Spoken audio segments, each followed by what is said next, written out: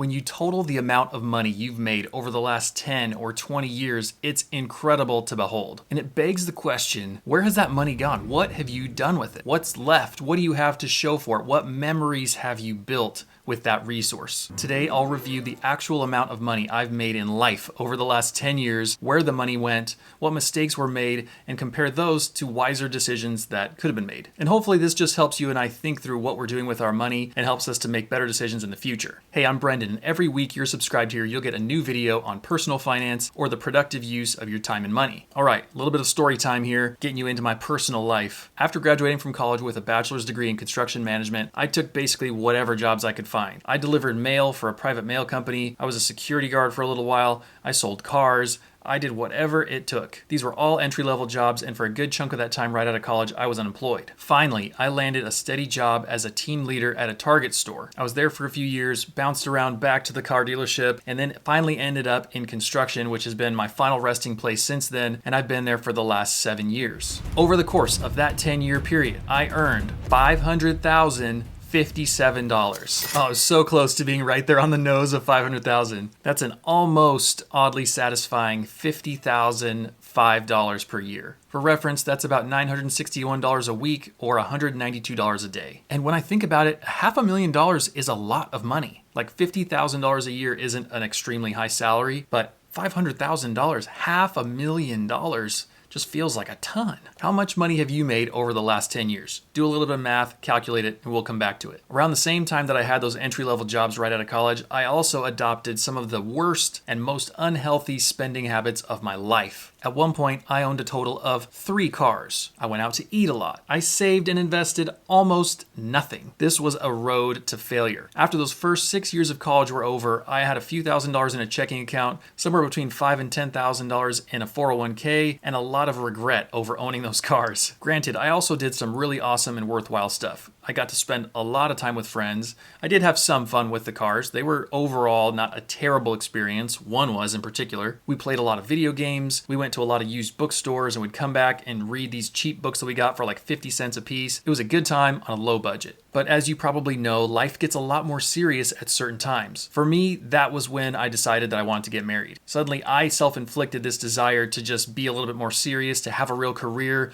to get my finances in order, and to just grow up. And that's when I jumped back into construction. For me, construction was steadier pay relative to what I had before, and it was also higher pay than what I had before, so it felt like the responsible adult move. And overall it was. I have no regrets going back into construction. But when the time came for my wife and I to join forces financially, we didn't have a whole lot to speak of. After a few years, we scraped together enough money for a down payment and bought a money pit. Primary house.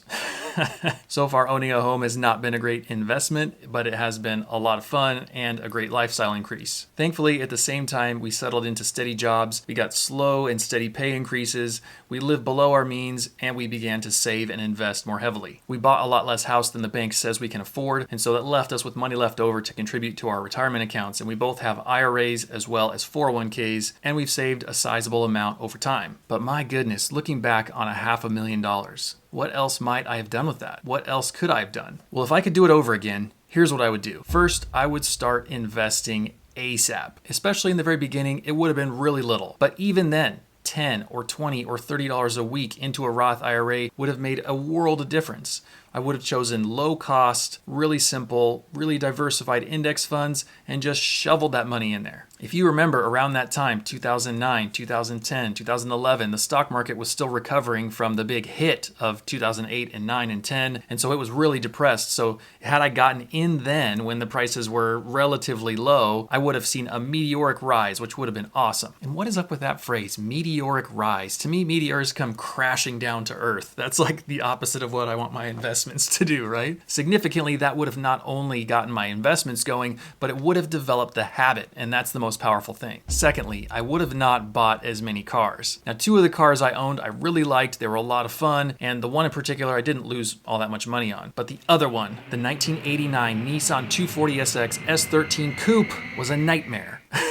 This car was only 2 years younger than I was. I had no idea when I was buying it that it was such a wreck, and I shoveled money into it, trying to repair it, trying to get it running, and eventually gave up on it. And I lost several $1,000s, many thousands of dollars on this car, and eventually just unloaded it to someone else who was willing to work on it more than I was. And I still think cars are a lot of fun, and I have goals one day to be able to afford a fun car. That's part of the reason why I do stuff online like make videos, is to hopefully earn some income and be able to afford something like that that's such a luxury and something that I dearly, dearly love. Now, if you also happen to be into cars and not just personal finance, I actually made a video about having a fun car and not losing a ton of money like I did, which is super random. It's not a topic anyone's asking for, but the link's in the description in case you're curious. Thirdly, I would have started taking my career a lot more seriously a lot sooner. Somehow my belief system was pretty screwed up back then, and it was something like I just didn't believe that I had any possible way of making a lot of money or even enjoying work, and so I just gave up on the idea. My whole thing was just to show up to work, do what I had to do to do an above average job and to maybe get promoted and have fun while I was there, but I never really tried to grow or learn or be the best I could be. Plus, up until then, I'd never had a job that I really liked, and so I thought it was just kind of this fatalistic means to an end kind of a situation. But that thinking was flawed. Since I've committed to my career in the last couple of years, it's paid back not only monetarily, but also in really high satisfaction levels.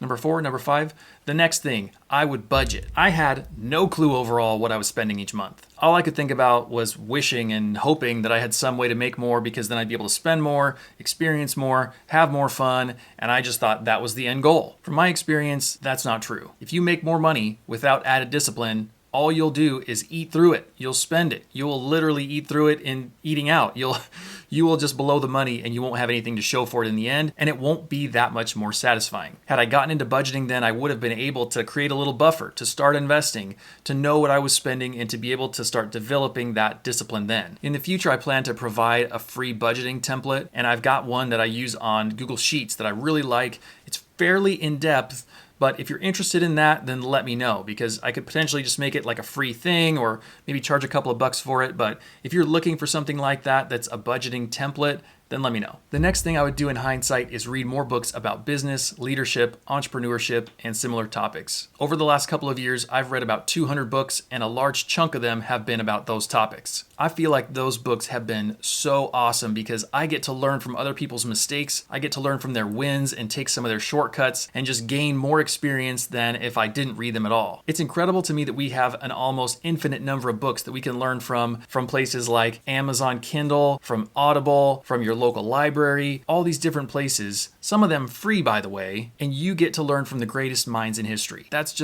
It's incredible. And yeah, it's slow, it's a little bit tedious. You'll hit some books that just objectively aren't good, but you'll learn a couple of really awesome tidbits from each one. If you're curious what my top 3 recommended books are, they're also in the description. The next thing I would consider in hindsight is starting a business. Now, if you ever asked me if I wanted to start a business up to maybe like 3 years ago, I would have said, heck no. I grew up in a family that had their own business, and to me, my dream was always to be able to go to work in an office, indoors, sit in a chair all day, clock out, and then not have to be on call or on the clock or anything like that. Like, that was just the dream. It was so simple. It was so clean. Like, it was clean in style, but it was also physically, literally clean because I grew up on a dairy farm, so it was very, very dirty. And just the added stress of like owning your own business and managing people and potentially tending to animals and all that stuff just was overwhelming. It sounded like it was not worth it to me. But now that I've opened myself up to entrepreneurship, it's been one of the most awesome adventures that I didn't expect it to be like that. Last year, I made a video called My Failed Business Story, and it's the first business that I really tried to start on my own, and it goes through what went wrong and how I kind of failed. But to me, I took that just as a learning experience. It was an incredible thing to go through all the things that any business owner goes through, and you realize what goes into it. Yeah, it's a lot of hard work, but it can also be so rewarding. And not just monetarily rewarding, it can be, but the experience of it causes you to grow in so many ways. It is really incredible. Now it just feels like the whole world has opened up and is just full of possibilities, and there are a ton of different ways to take advantage of this. So if you're interested in that kind of thing, stick around too, because I've got some plans for this year that you might be interested in hearing about. Part of that plan is for me to generate a lot of free tools that you can use, that you can download for free, or you can copy and kind of duplicate yourself and use for free. But that kind of thing just gets me so excited nowadays, and I can't wait to do it. So as you look back on the last 10 years of your life, 10 years of earnings, and that big lump of money that you had at your disposal, what do you think about it? Where did that money go? How did you spend spend it? And are you satisfied with that? Do you notice any kind of like crazy things you did back then that you wouldn't do now? How have you grown? How can you see how you've changed over time from that person 8 or 9 or 10 years ago till now? And celebrate that. If you see an area that you've grown, pat yourself on the back for that and hold on to that, because that's a really significant thing. We can leverage those things for the next 10 years, starting now, working our way into 2030, 2031,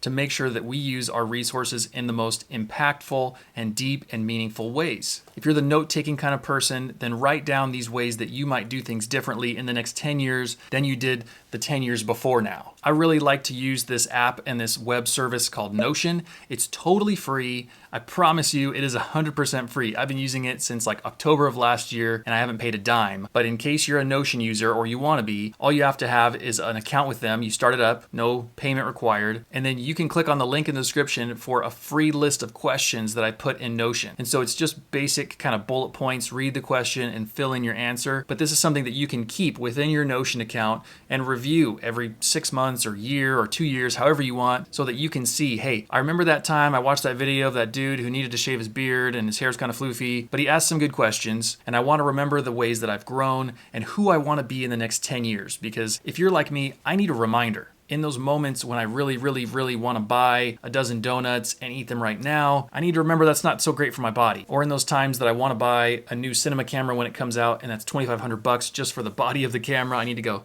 no, not buying it. We're going to invest that $2,500 instead, put that in our Roth IRAs, and be more responsible. But I need to see those kind of things in front of me. I mean, that's part of why I make videos, is it keeps me on track for those kind of goals that I want and I need. So if you're like me and you want that kind of reminder, then keep that in your Notion, and you can even set up little reminders in there. So you can set a date to appear in your Notion like every 6 months or so, and it'll just pop up, ding you on your phone, ding you on your computer, and remind you of those things and that person that you want to be. I'm obviously a huge nerd and think that that's really awesome. I'm shameless about it. Also, as a little exercise, if you want to cast a vision for the future, then think about the money that you expect to make over the next 10 years and total that up, because potentially you make more now in this next 10-year period than you did on the previous 10-year period. And so that can both be exciting, and it can be a little bit of a responsibility to think about, how will I use this resource that I've been given? For us to be employed and even have the opportunity to have this kind of discussion, this vision setting and this goal setting is a privilege. This is an amazing gift that we've been given. And so I think we have an obligation to use that wisely, to think about how we can leverage it to do the most impactful things and not just be selfish, not just have lifestyle increases, but to set our family up for success and security, to potentially give to causes that we care about, and to do the things that are most meaningful to us overall. Hey, thank you so much for watching. Don't forget to hit the like button if you like this video. By the way, something like 98% of people that watch my videos aren't subscribed yet. So if you got any value out of this whatsoever, go ahead and hit subscribe so that you don't miss anything in the future. All right, thanks everybody for watching. See you next time. Bye.